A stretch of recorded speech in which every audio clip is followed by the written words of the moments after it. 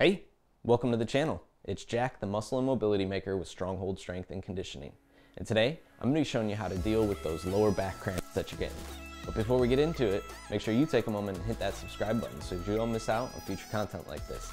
Every Saturday, I'm putting out videos showing you how to resolve aches and pains, prevent injuries, and overall optimize your performance inside the gym and outside of it in your daily life and routine, and it doesn't get better than that. So take advantage of it. Ready? Let's go ahead and dive into this one.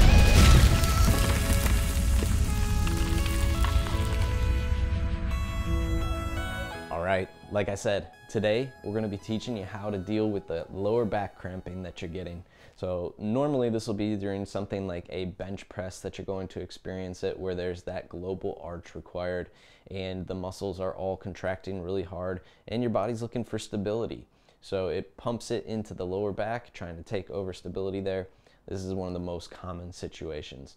You might experience it in other exercises as well, but the key that we're going to look at here are the areas that really connect into that thoracolumbar fascia.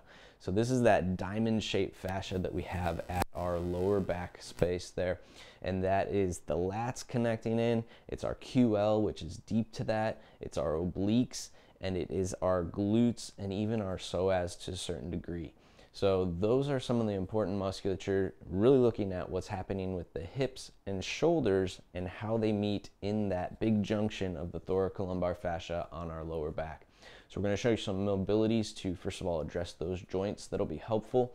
The soft tissue work that you'll want to do to get into that tissue and really help free up, make sure the quality of the tissue is well and sliding the way that it should.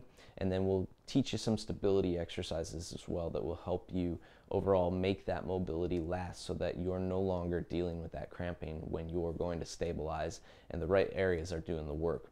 Now, I would be remiss if I didn't mention one more thing about cramping, which is the simple fact that it could be related to some nutritional deficits that you're experiencing. The most common one that I find when people experience a lot of cramping, whether it be their calves or other musculature, is that the deficit of magnesium overall. And I personally recommend a magnesium bicarbonate. I'll put the link down below in the description that you can look at. I also have a video on that I could put in the description as well, so you could take a look at. But that'll explain more on the nutritional ends of things. Today we're going to be looking at mobilities mostly though overall. But I did want to mention that because that can be a key factor in your cramping and what you're experiencing. But without further ado, let's go ahead and get into the exercises today so you can start resolving those back cramps that you're experiencing. Alright, the first thing we're going to address is the thoracic spinal column. And first thing we want to make sure is that there's enough extension here. So I'm using a kettlebell and a foam roller to work on my thoracic extension and the movement of my thoracic spine and rib cage around it. So I've got it loaded on my sternum. I'm playing with some movement here, going from rounded movements into extension. And I'm just holding it there, using that load to help me get into good extended positions. If my thoracic spine does not extend, my lower back, my lumbar spine is going to take the brunt of that extension and make up for missing extension at my thoracic spinal column. So that's why it's important that we go ahead and get as much thoracic extension as possible to take the load off of that lumbar spine. Now we also want to focus in the overhead position here, because this is going to put a good stretch on our lats and triceps. Mostly specifically concerning the lats here, because that is again the musculature that's directly connecting into that thoracolumbar fascia. So here I'm going overhead using the kettlebell as an anchor, and you want to work your way as low to the floor as possible with those hands in time. Now I'm still using this foam roller here. I'm placing it at the obliques, and we're going to work a little thoracic rotation. Your lats are also involved in your ability to rotate your torso. So here we're not just getting self-myofascial release of the obliques, we're also working that flexibility and pliability of those lats in the rotational position here. So I've got my bottom leg out front, 90 degrees at the hip and knee, back leg bent to 90 degrees at the knee, and I'm rotating as deep as I can, putting that forearm to the floor. Next, we're going to work to the hips here with some banded distraction of the hips. If my hips don't extend, this also places more extension demand on my lumbar spine. So here I'm playing with just a banded position, pulling the hip into a good extended position, and then I'm reaching back Now you can play with both sides, or you can focus on just the opposite rotation, opposite hand to foot. That's going to again tie into those lats and their function and ability to stabilize in that cross pattern. So you could do either one just to work some rotational component there and restore that hip extension. Next, we're moving up to the shoulders. If the shoulder does not have internal rotation, our scapula will change that position, which is going to also again place more demand on the lats, which will again feed into that cramping. So here I have my arm in an internally rotated position. I've got a band at it pulling me into a good position to help adjust the joint itself, and I'm working in circles. We can go at the shoulder itself, we can work a little bit more distal to the elbow, and then we can even go all the way out to the wrist, working that whole system through that internally rotated position, making sure the glenohumeral joint, the ball and socket, is what's creating that internal rotation and not the compensation of my scapula. And we're also going to be addressing the lat tension here, bicep tension, pec tension.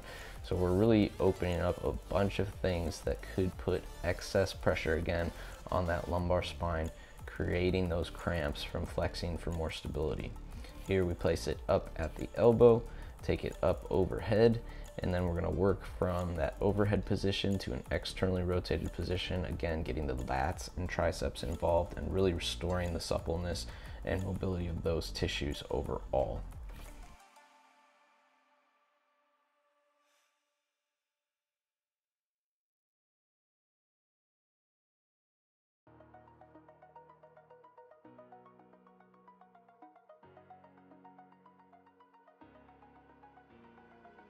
Next, we're going to get into the QL here with a softball at the lumbar spine. So we're off to the side of the spinal column, just above the pelvis, between the pelvis and the ribs. And what I'm doing is lying back on that, and I'm going to do a little bit of a cross pull. So you see my hips kind of rolling out to the side. That's the path that I want that ball to roll. So we're not going vertical along the spinal column, we're actually going to cross those tissues out to the side. And again, we're right on that thoracolumbar fascia here, and the QL is deep to that. So we are working to get into that fascia a little bit deeper here with that softball. It's a good size. Lacrosse ball is a little bit too small, tennis ball is too small. You need something with a little extra size to get in there.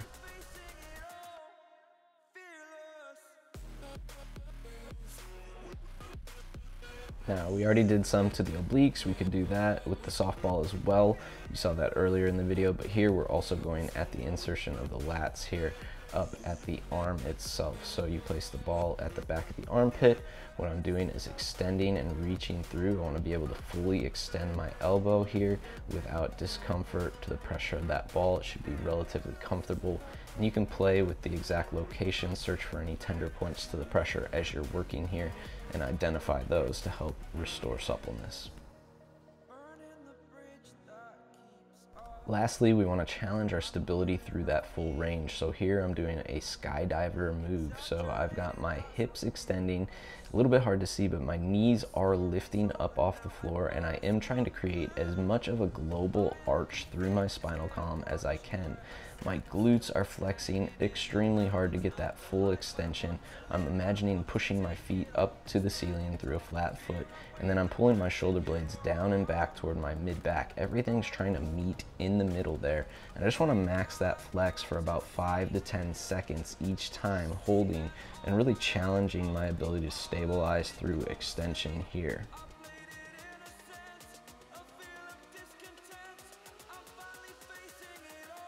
Another way we could do this with the arms fully extended is using a stability ball.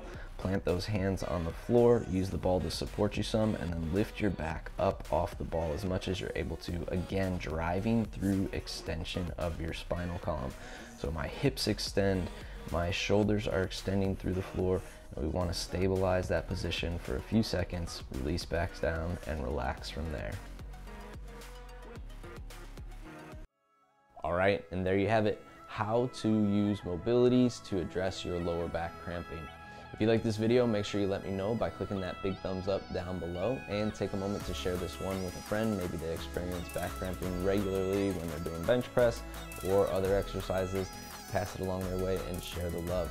If you're somebody who struggles with reoccurring training aches or injuries, or a training ache or injury that's been lingering for some time now and it's keeping you from training at the intensity and level that you really want to, and you're ready to resolve it and put it to an end, what I want you to do right now is drop down below in the description to fill out a coaching application and schedule a mobility blueprint call.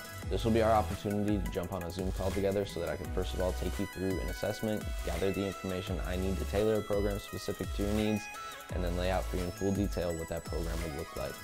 So take a moment, get down in that description, schedule that call, and let's get you moving in the right direction. Last but not least, if you have not already, make sure you take a moment and hit that subscribe button so that you don't miss out on future content like this. Every Saturday, I'm putting out videos showing you how to resolve aches and pains, prevent injuries, and overall optimize your performance inside the gym and outside of it in your daily life and routine, and it does not get better than that. Welcome to the Stronghold Army. We'll see you next week.